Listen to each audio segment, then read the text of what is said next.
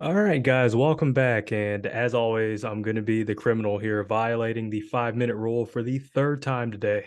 Well, not today, about the past few weeks, but hey, who's counting? Time's going really fast. So, welcome back to the Go Global World podcast, which, like I said, is not going to be 5 minutes, but this is our third investor series that we get to deep dive into investors all over the world and subject matter experts because we're all in a very digitally connected place. We're the digital Silicon Valley where we believe that capital formation just shouldn't be confined to New York City or to California, but it should be everywhere because this is society and humans were meant to collaborate with other humans. So in this episode today, we're going to be going over a very lucrative venture capital firm in the SaaS platform. And in case you don't watch the news, that is one of the verticals that is exploding like wildfire. And yeah, not to insert any jokes here, but more than California wildfire, very crude joke, but just had to frame it that way. We're gonna be going over trends in that space, and we're gonna be going over something very near and dear to all of our hearts, and that is underrepresented founding teams, diversity, equity, inclusion, and women's and men's founders. So, guys, I really encourage you to take copious notes, just like I will be doing, because we have a ton of experience here. So, as stated many times previously, there's something that we say in the United States to somebody of high esteem. I'm not going to give the intro to the GOAT, GOAT, which stands for greatest of all time, which we talk about with people like Tom Brady, Lionel Messi, those type of people. And there's a person here that's the managing director for Vibranium.VC, located in Menlo, California. So, without further ado, I'm just going to pass it off to Zamir to tell us the story about Vibranium.VC and how it came about. Chris, hi. Appreciate you having me today, and hi to all the viewers and listeners to this podcast. My name is Zamir Shukho, and I'm a GP of Vibranium.VC Venture Fund. We launched the fund not too long ago. The fund is a bit over 1 year old. But prior to doing VC investment, I spent many, many years building acceleration programs, helping startups to kick off their businesses from idea stage to first sales, and then to raising capital, and then to go into global markets. So I'm a serial entrepreneur myself. I've had 10 different businesses, including a nonprofit and organizations that I helped establish. So quite some experience there. And now as a VC, wearing the VC hat, besides investing money into the companies, we help them with growth, with networking, reaching out to other investors, and just day-to-day management of the company, and hiring good talent into their startups. So we're focusing on a B2B SaaS, as you did mention, Chris. This is a vertical that has been growing no matter what. Even the 2022 crisis didn't really slow it down that much comparing to other sectors of economy. So software is still needed in large enterprises and medium businesses and small coffee shops. Everybody still uses software, and the digital world just keeps expanding. So I think we are in the right place and the right time, and we are still very active in closing deals and working with startups. Yeah, and I just have to maybe just pick some notes about your particular fund. What would you say is your guys' current investment focus at right now? Because the SaaS vertical is rather large, and in some cases, it could be very undefined. So, what are you guys currently honing in on? So we look at seed stage companies that can make other businesses more effective. So we're talking about marketing technologies, we're talking about HR technologies, we're talking about things that help digitalize some processes inside, and we try to be very broad about the verticals, because there's so much opportunity out there. We even have some companies in our portfolio that work with telecom operators, solving some issues there. We have a fintech company in the portfolio. So we're still trying to be industry agnostic, because there's many things that could be innovated, and digitalized in every, part of the business cycle. So we're still keeping that thesis very wide. but we started focusing on the certain size of the companies, right? So we wanted them to be seed stage companies, have maybe $500,000 in annual revenues, and be located or have a running entity in the United States. We love international founders. We love diverse founders from anywhere in the world, different cultures, different ethnicities, and genders, but we want them to have a mother company here in the United States that would allow them to do a better, more professional and structured fundraising for future rounds.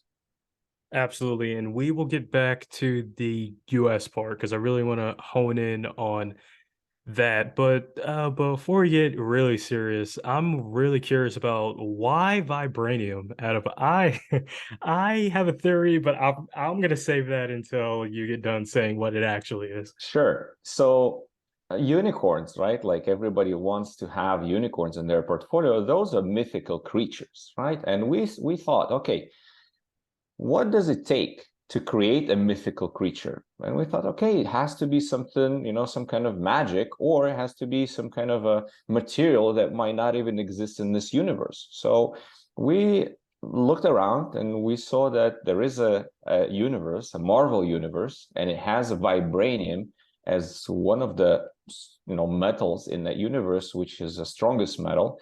And we thought, okay, what if we take vibranium and we put a little bit of vibranium into a startup and make it stronger? So our slogan is, you get stronger with vibranium. Yeah. So we give you a little bit of vibranium, like we give you a small check, $500,000, and then we make you stronger as a startup, and we help you grow and reach your potential and become a future unicorn. So that was the story behind the name. And I personally like Marvel, and I think vibranium was something which was not yet used by any other fund. There's a lot of things related to rockets, go into space, things of that nature, but vibranium was something available and still pretty cool. Okay, so for the first time in my life, I guessed something correct. I didn't know you were gonna go the Marvel, just you being a professional of your craft for such a long time. I did not think you were a Marvel fan of like myself. Now I know I have a fellow intellectual. Yeah. But if we're gonna apply a little bit of poetic resonance to this, so maybe for those people that haven't had the beautiful opportunity to watch a Marvel movie yet, there's tons of them, but we can talk about that later if you guys would just want to leave a comment about that. Vibranium is this metal that is indestructible. It touched down on the earth. Now, guys, just to keep this real, this does not exist anywhere in the real world. We'll talk about Marvel Cinematic Universe, but it dropped down on the earth a very long time ago, and humans used it to better society through technological innovation. And you can use this in all sorts of ways. You can bend it, it's indestructible. People have used it to shoot up into space and to cures people's diseases. So there's a little bit of poetic resonance here because they're doing this, and then I'm sure in the Marvel Cinematic Universe, they got health tech startups and space tech startups that use vibranium as well. So that's a very catchy title, and I love the concept behind it. Yep, So and I can give a little bit more fun facts, right? So I used Midjourney, and I said, okay, create some cool items out of vibranium. So we received some really interesting ideas there from the AI, right? So there's watch made of vibranium. There's flying drones made of vibranium, some energy sources, energy shields, and all these kind of really cool things. And I took weapons out. I said, we don't want to have any weapons, because first thing, would be vibranium sword and vibranium, gun. So we said, okay, nothing violent, but show us something fun that could be made out of vibranium. And there's suits and all of this really cool stuff. And I enjoyed playing with that for maybe several hours, getting nicer images made by AI. So there's, I think, a lot of potential in the future, even though considering this metal doesn't exist. But we try to create a parallel here of startups being innovative and changing people's lives for better, creating different tools, to make our life easier. That's awesome. And yeah, the let me know whatever startup actually manages to invent vibranium, because I would totally love to try a vibranium shirt on. I'll go lift 1,000 pounds in the gym. You know what I mean? Yeah. But let's go back to the United States. So, from my understanding, you guys have a feature that's a soft landing platform for startups that's willing to locate to the United States if they're not already here in order to launch. So, what's Vibranium.VC's goal and result out of this? And for the audience listening, this is free. So, I just want to plant that in your head right now. Yeah. So the reason why we created the soft landing program is, like I mentioned before, doing a VC investment, me and my team, we have built over 42 acceleration programs. So I was, a professional accelerator builder, and we've done many programs of different kinds for corporations, for governments, for private companies, etc. So uh, having that experience and seeing the demand, once we landed in Silicon Valley, Bay Area, last year, we saw, of course, there's a lot of these local accelerators, and we didn't want to create anything to compete with them because they have great names, great programs, good traction. I mean, Y Combinator's 500 startups plug and play. So there's enough supply here on the acceleration side. But we saw a lot of demand from startups that want to relocate to the United States, and they're lacking some basic knowledge about how to start a company, how to get your visas done, how to repackage your product for this market, your go-to-market strategy, your sales pipeline, etc. How to do your hiring here, what are the common rules and what are the obstacles and some hidden rocks. So all of these things could be taught in a very simple manner online. So we created this program, which is a 3-month pre-accelerator, where on a weekly basis, we have experts from different fields, from banking industry, from marketing industry, etc., talking about building your early stage company in the United States and practical steps on doing so.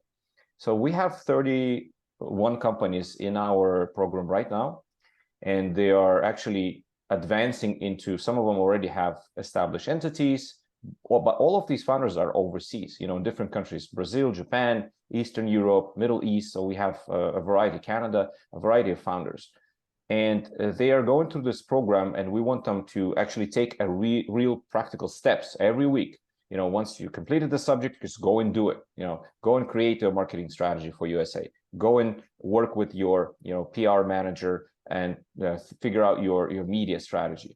Go and, talk to your potential angel investors and, show them the part, etc. So all of these things can be done while they're still out.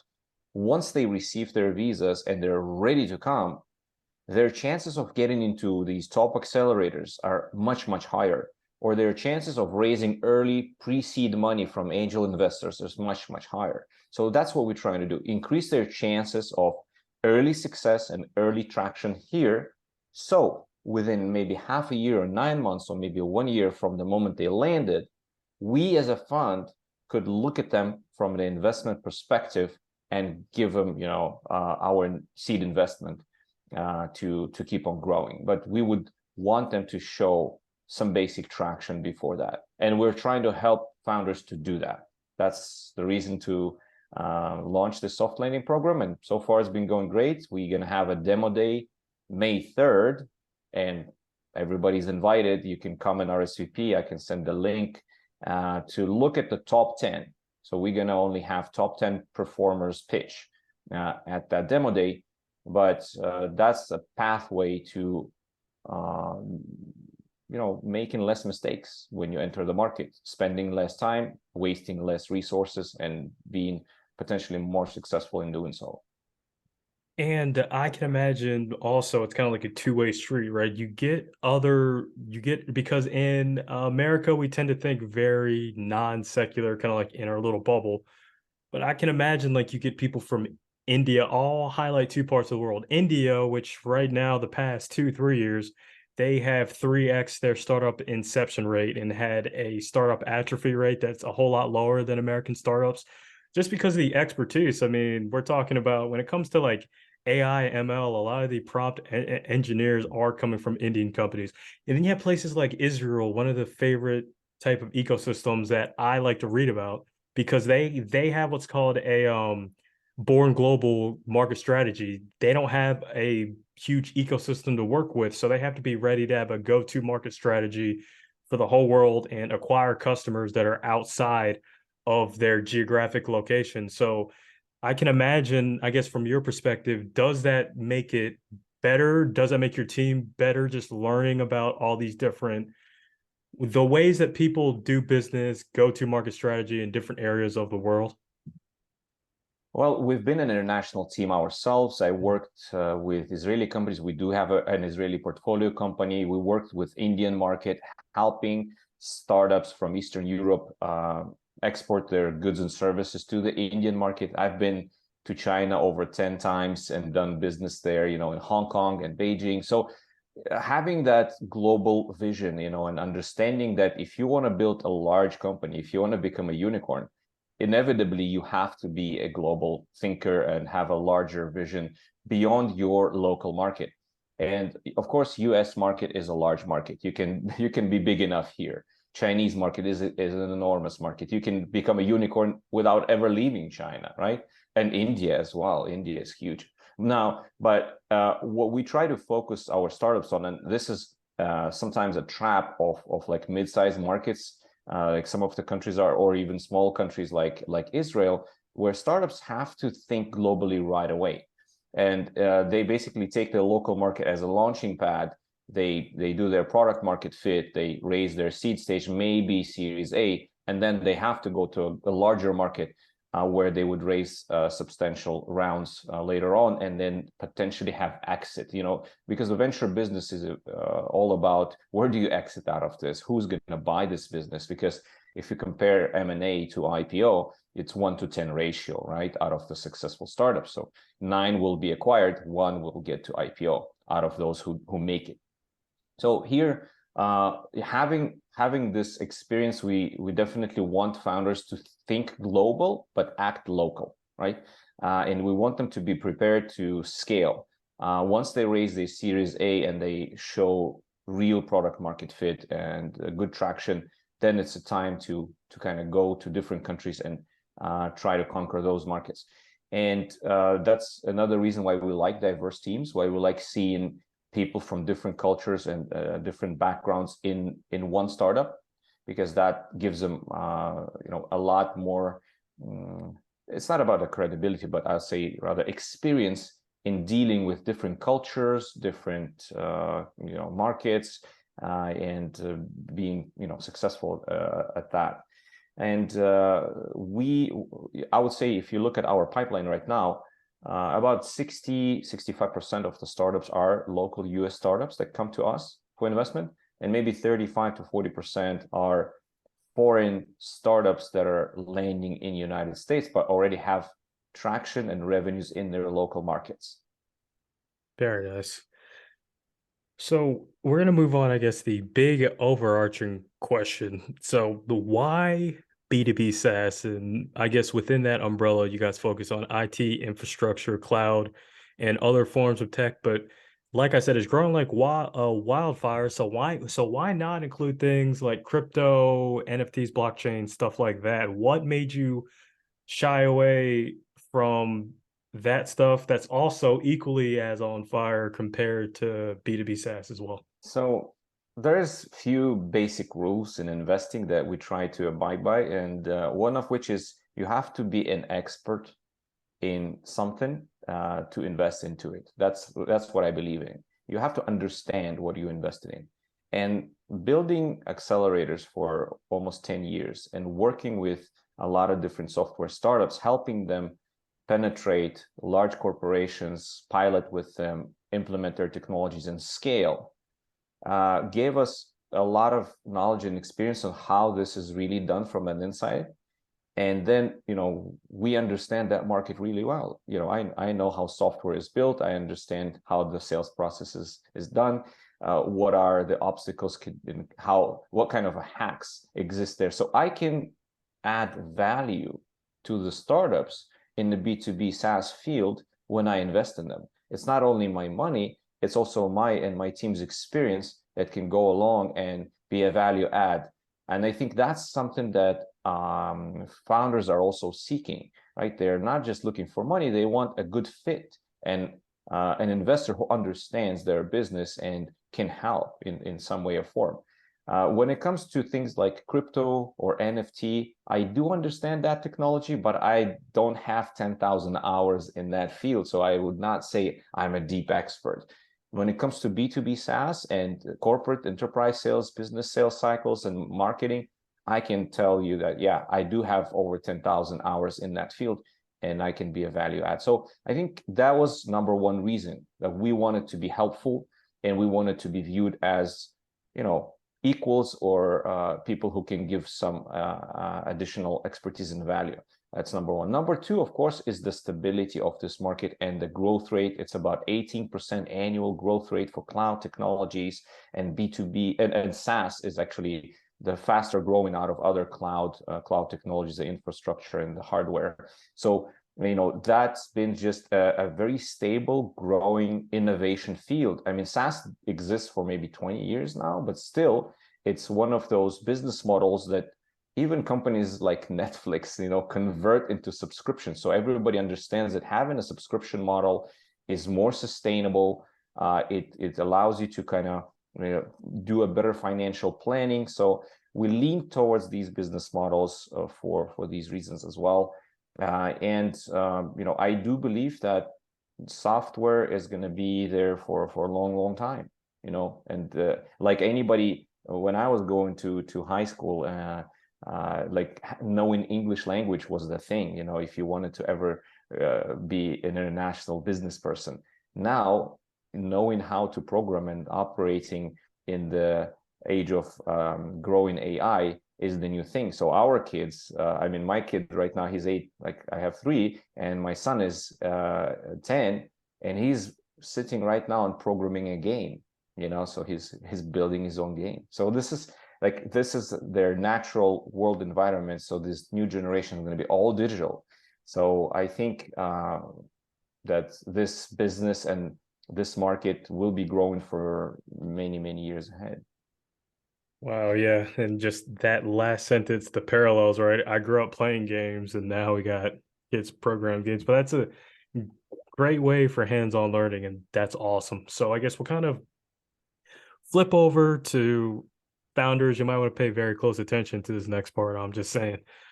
Important KPIs when analyzing high growth startups. And I just want to prime you with, I think this is the one that is the most misconstrued. So let's just go ahead and slay this demon already, because a lot of people get this wrong. And we're going to be talking LTV to CAC. And a lot of people think it's this easy, right? Within the age of subscriptions. And I'm just going to frame it to you in this one, right? So you have somebody that has a customer that pays $400 for 10 months, that's $4,000. All of a sudden, you multiply that times however many customers.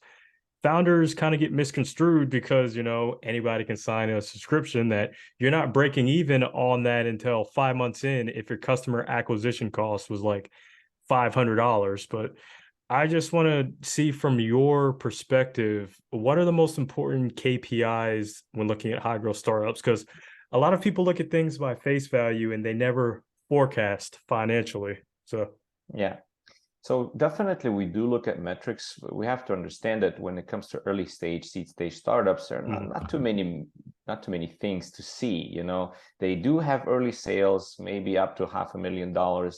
But when it comes to like LTV, a lot of them don't really know their LTV yet because it's been less than a year since they launched their product, sales, etc. So they're still learning about that. They're still getting more data on their churn rates, how many customers keep on using their product, etc. So we try to analyze this and we try to give a benchmark saying, okay, guys, you should not have more than like 3 to 5% churn rate. That's pretty high. You got to try to keep it down.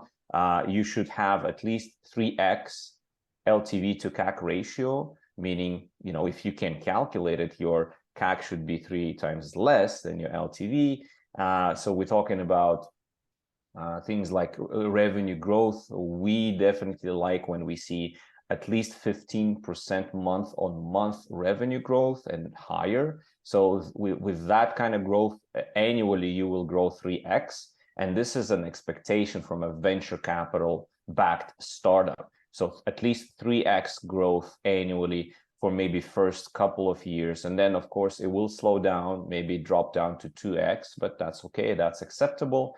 So these are the metrics that are important, but we don't try to chase profitability right away. Everybody understands that, it's a J curve, right? You invest and you go kind of drop down, you're still, your EBITDA is still negative.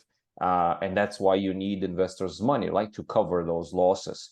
But eventually, what we want to see in your financial projections is at some point you are becoming break-even, and then you are becoming profitable. And then eventually, one of the big North Star metrics that we want to see is, when do you plan to hit $100 million in annual recurring revenue? Do you even have that ambition? Do you have that ambition to be realistic? And do you have a plan to get there? So when we look at projections, of course, you can put anything in Excel spreadsheet, right? But it has to be realistic. Your plans in financial planning must align with your marketing plans, with your sales pipeline. So typically, when we invest in seed stage, we say, okay, at least show me the plan for the next 18 months. How are you going to grow from 500K annual revenue to 3 million annual revenue and be eligible for a Series A round with maybe up to $50 million valuation? So if that plan makes sense and we can see the right path and a marketing strategy and the sales pipeline supporting that kind of revenue, then your chances of raising money from us is much higher, because we understand, okay, there's a track record of 1 year. We can see that they can perform and they got to this point so far.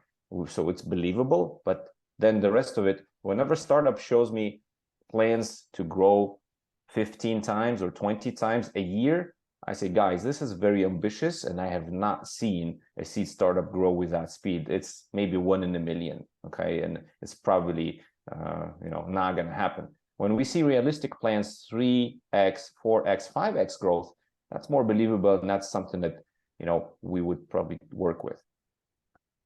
Oh, okay, yeah, and yeah, I guess I'll just move along here. What are some good characteristics that you see personally out of a unicorn SaaS startup? And are there any potential unicorns in your portfolio? And what makes it that way? So, of course, we believe that almost every startup we invest in is a potential unicorn, right? There we go. That belief is what makes us invest in them, right? Because so it's a trust thing. Like, do we really believe that this team can pull this off? And if it's a yes, then everything else is a supporting data that allows us to make that decision. Now, first of all, it's the team. Do we see the potential in this team to grow a large business? Do we see that these founders, or this founder, if it's a single person, is capable of learning, is capable of leading? When you look at that person, do you picture that person on the Forbes magazine cover? Something like that. So does that person have a track record of previous experiences, other businesses, failed businesses, successful businesses? That's all good. All of that is good experience. Or this is a first-time founder, and there are probably going to be a lot of mistakes made, and usually those mistakes are paid by investors. So serial entrepreneurs is great. Domain expertise is awesome. A really balanced team in the early stage, where you have somebody responsible for investment strategy and finances, somebody responsible for the product, somebody responsible for hiring people, etc. So it's got to be a balance between the technical expertise in the team and business expertise in the team.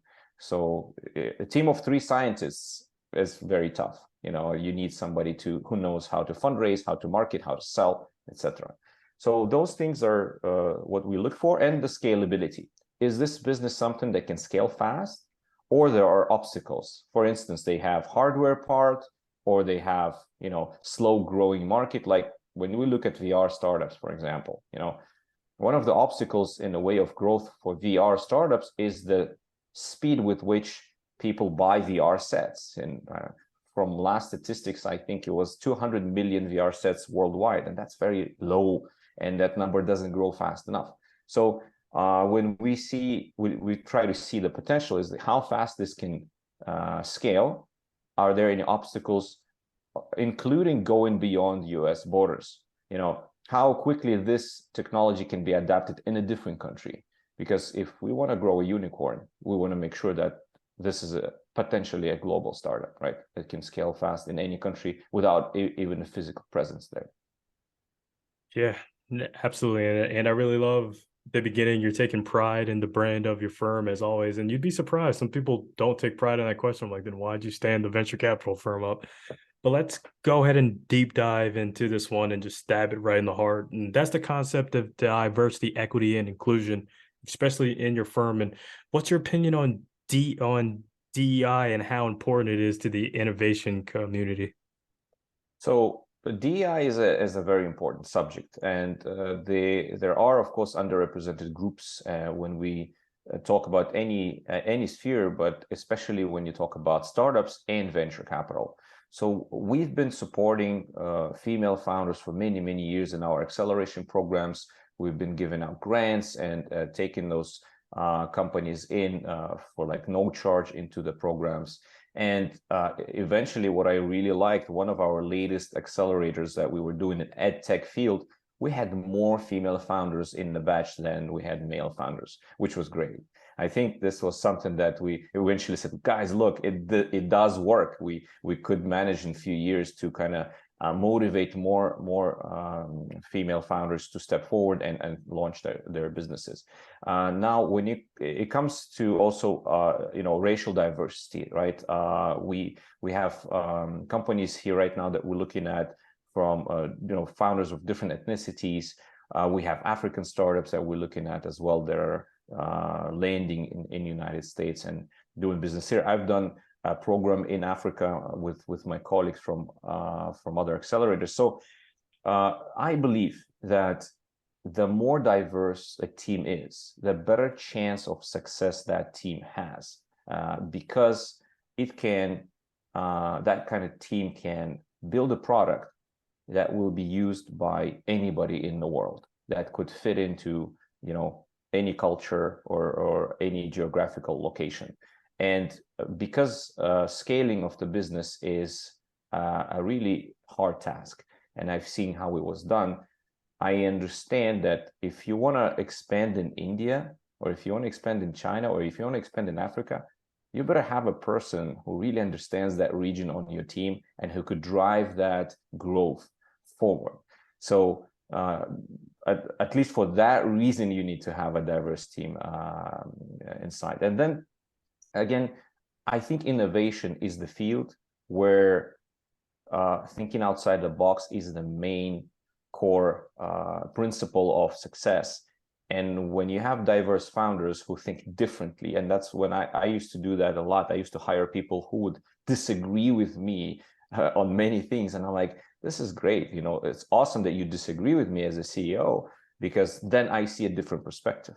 So people with different backgrounds have different perspectives, can think outside the box, and can be more creative in building innovative products that we really need.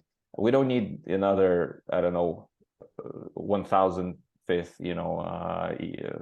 regular e-commerce store. We want something amazing, something interesting that has never been built before. And that's where the diversity comes in as an advantage to do that. And I guess the last point, women versus men founders. I am curious, based on your observation, who's prevailing right now?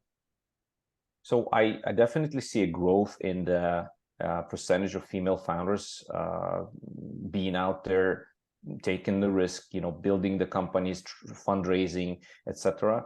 I think, and I've worked with many people, many different people from different cultures.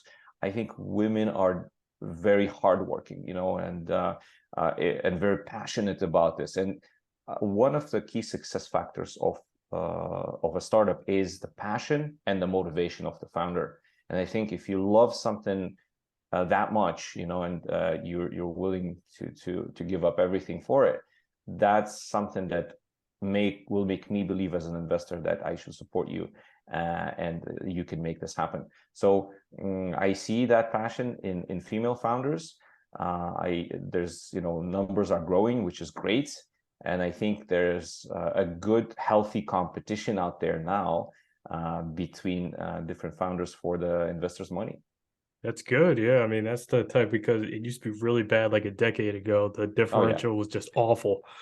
But yeah, guys, I'm just going to wrap it up here. And yeah, so for anybody new to the community, this is one of your sharks. So you might want to reference this episode over and over again if you want to get this guy's attention. But we're gonna have all of their info in the bio.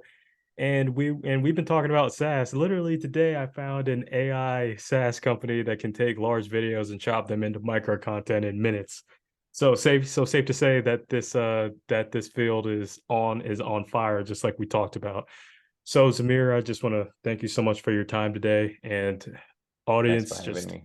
feel free to bookmark any type of this, because this is golden and with tons of knowledge. And guys, with that being said, I will see you on the next episode.